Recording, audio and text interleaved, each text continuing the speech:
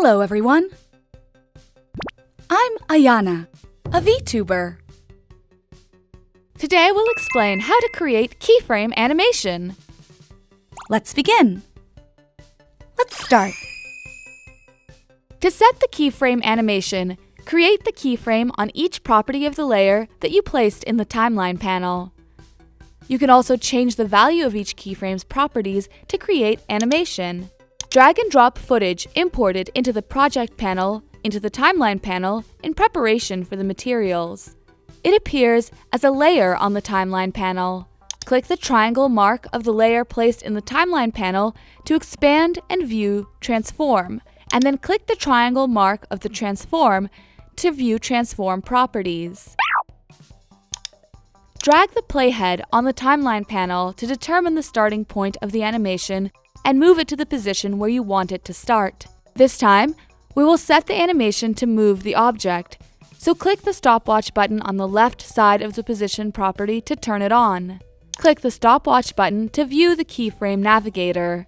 You can see that the keyframe of the position property is created at the place where you moved the playhead to. Next, drag the playhead to the position where you want to end the animation. You can move the arranged layer on the composition panel by dragging it directly, but if you want to move to the correct value, you change the value of the position property. Then, the layer will move to the changed value and the trajectory of the movement will be displayed as a motion path. When you change the value of the position property, the keyframe will automatically be created on the timeline. Now, let's play back an animation to see how it moves. If you check Cache before playback, the playback will begin after data is cached on the PC. Click here for smooth playback. Click the play button to play and preview the animation. This is how the animation moves. This is the end of the explanation on how to create keyframe animation. How is everyone doing?